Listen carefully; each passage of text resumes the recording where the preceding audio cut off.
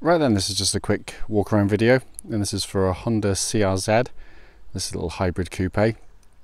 This one, as you can see, is on a lovely plate, CRZ1440. It's the full GT model, plus it's fitted with the optional sat-nav system, which is a really sought after upgrade on this car. Finished in black, as you can see, in a very, very, very nice condition. This car, 57,000 miles covered on the car, just had a service and just had a service and just had a brand new independent MOT placed on the car as well. But going around the car for you, all the lights and lenses in the front absolutely as they should be. There's no cracks or condensation in any of those at all. Front bumper in very good condition, only very, very minor signs of any stone chipping, very light indeed. Likewise, bonnet of the car and leading edge, all very clean, very original, not been painted over or blown over as some people are inclined to do. And then to come to the near side of the car itself,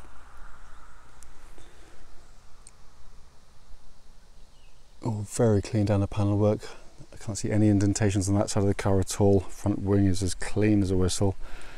Front tyre there, absolutely brand new. Alloy in generally good condition with only the tiniest bit of curbing on there, but the panel works very nice.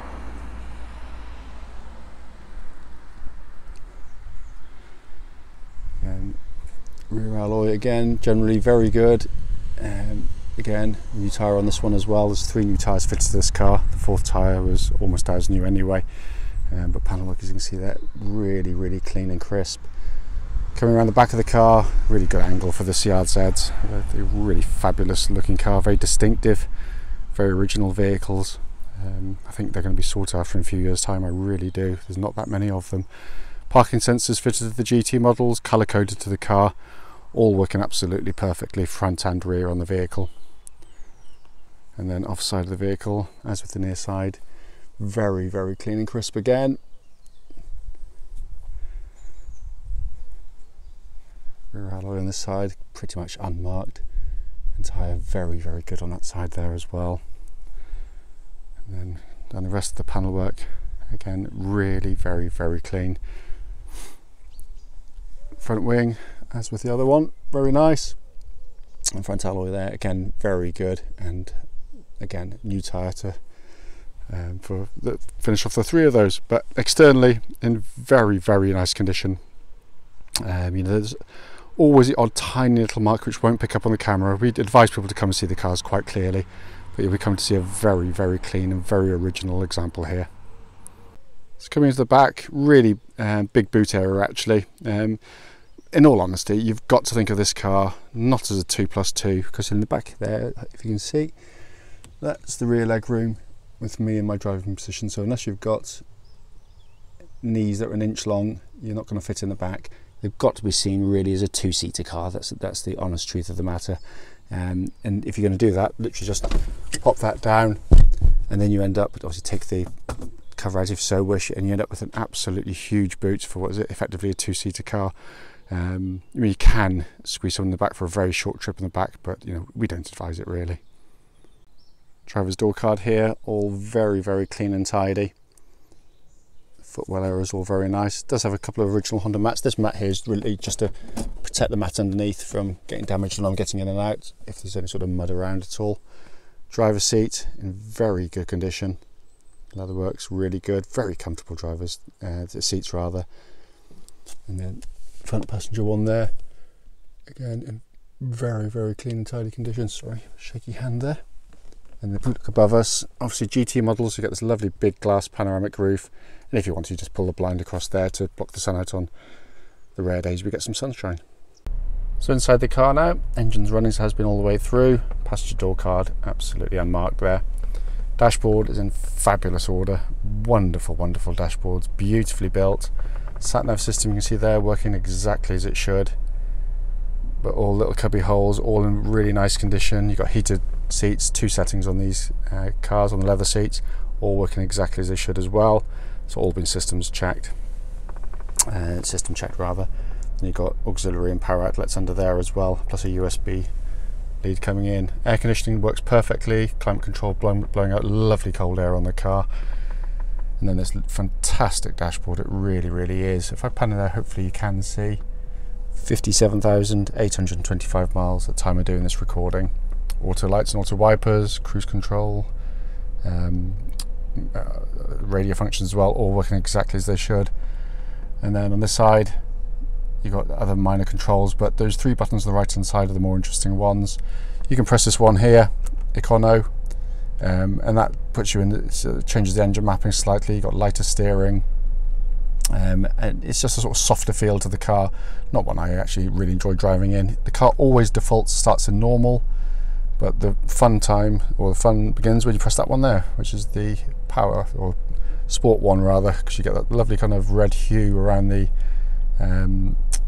rev counter there and the speedo, and it just livens the car up no end. It's the best setting to have it in, it really is. But it really is in fabulous condition in here. It's been kept very, very nicely indeed. They're wonderful places to sit and operate a car from, they really are. Just to pan across here, very important actually, but quite often overlooked. Full owner's manual pack for the car and navigation system, plus very importantly the lock and wheel nut key is here and present with the vehicle. What will follow this video will be a road test of this very car. Right then, this is a road test video for a Honda CRZ1440 GT. This particular car has got a great reg number, it's CRZ1440, and mileage is 57,818 miles. The reason we do the videos, as I say in all of them, is very simple indeed. We want customers to see the cars in operation prior to coming to see us. That way, if there's any issues with the vehicle, I can and I do relay them back to you. You know, the problem with the internet is that, you know, you can look for cars all day long, especially kind of rarer cars like this. But you know, the potential to have your time wasted if you go and see a car and it's got a fundamental fault that you should have been told about, it can be hugely frustrating. This particular car, I'm literally driving it back now, not on the roads I normally do it on. It's just had 3 new tyres fitted to the car, and just put some fuel in it as well, which is rather nice, because it's going to go for an MOT in a second, from an independent garage, not by us, a local Porsche specialist, funnily enough.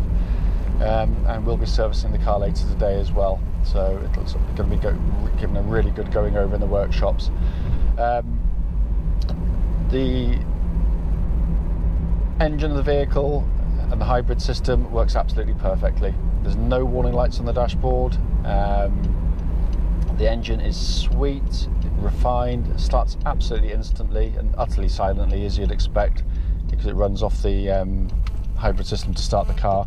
And you know, I had one with, I can't remember, it was less than 10,000 miles on the clock, and this drives exactly the same as that in every single way. It's a wonderful, wonderful unit. What I love about them, they've got a real docility about them when you're sort of driving around like this.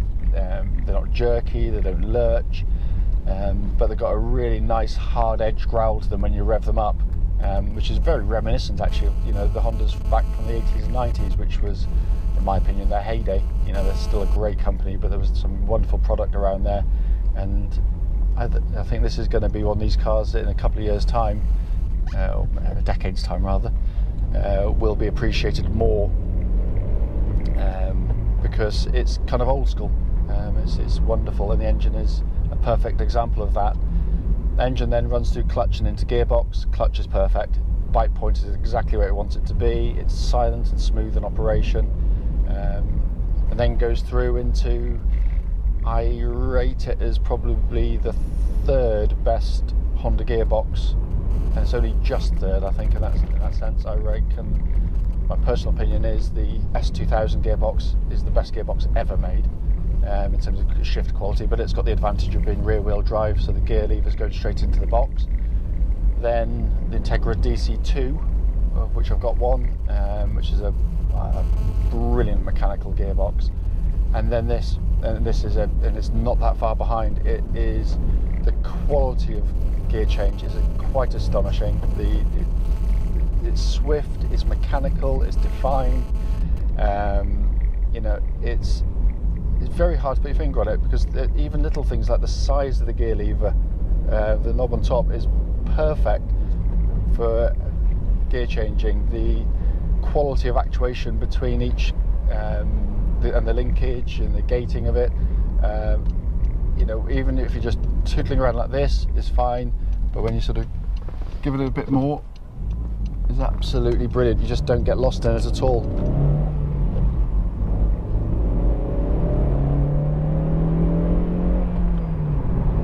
It really is a fabulous unit. And in terms of kind of wear and tear, which is what this video is all about, I can't feel any in it at all. It just feels like new to use in terms of the linkage of it. It really does. So in terms of powertrain, utterly faultless, absolutely faultless. Brakes on the car, lovely solid brake pedal feel. There's no pulsing vibrations or anything coming back through the brake pedal of the vehicle. Steering on the car is brilliant, absolutely brilliant. I can't detect any wear in it at all. It tracks absolutely bullet straight. There's no vibration coming back through the steering wheel at all. Obviously when I had the tyres changed, they were balanced as well, so you'd expect that to be the case. I drive the car, I mean, it's got 3 modes of driving: sport, normal and econo. They always start in, they default to normal mode, which has got a halfway house between the two. Econo is very soft on the throttle pedal, light on the steering. You know, if you really want to extract the absolute maximum out of the car in terms of fuel economy, then yeah, by all means use that button, because that's what I did on my first one, and I never ever really got on with it because I was just trying to get 70 to the gallon out of the car. I now drive always in sport mode. It makes the steering much heavier in feel, which I much prefer, and a much better throttle response. The chassis of the vehicle is brilliant. It works in complete harmony with the steering. It's surprising because it's so comfortable.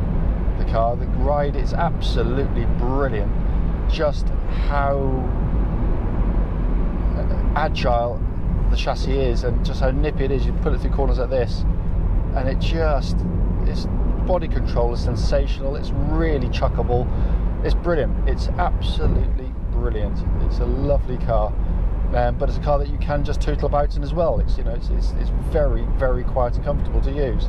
Only at motorway speeds you might, you get obviously they have less sound deadening in these to keep the weight down. So that's probably its only bugbear, is it's slightly noisier at sort of upper motorway speeds, as I like to call it.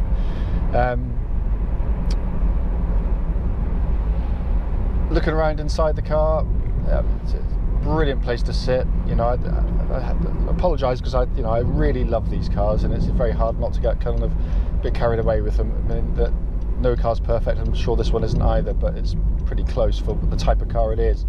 GT model comes standard with the panoramic roof on top here. Obviously the leather seats, heated seats, that kind of stuff. They're not standard with the sat-nav system, and this one's got it, which is really nice. Works perfectly, as you can see there. And then this dashboard, which is just brilliant. It's really interesting, which is always nice to have in a world of where most dashboards are kind of pretty bland affairs.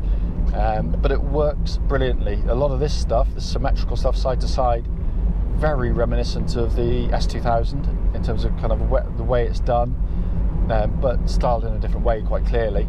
But it's the quality of the switchgear, the quality of the dashboard. There's not a squeak or a rattle or anything from the interior of the car. It feels what it is, which is a really well built car. Air conditioning's pumping out ice cold air, heated seats work perfectly, auto lights, auto wipers, all working exactly as they should. Pixelation on the dashboard's absolutely spot on. All the things you need to check on any car, but not that we have any of those issues on CRZ. But it's a joyful car. It really is. They're not for everybody, and I actually really like that about the car. It is cliched, but it's really true. I mean, it really is a bit of a thinking man's car. The obvious choices are out there, but I just think this is just so different. It's really enjoyable to drive. It puts, it generally can put a smile on a miserable old man's face like mine. But yeah, as the video is really to point out any deficiencies in the car, there's none at all. It drives perfectly. If I've missed anything out on the video, then obviously don't hesitate, do give me a call, but I can wholeheartedly recommend this car.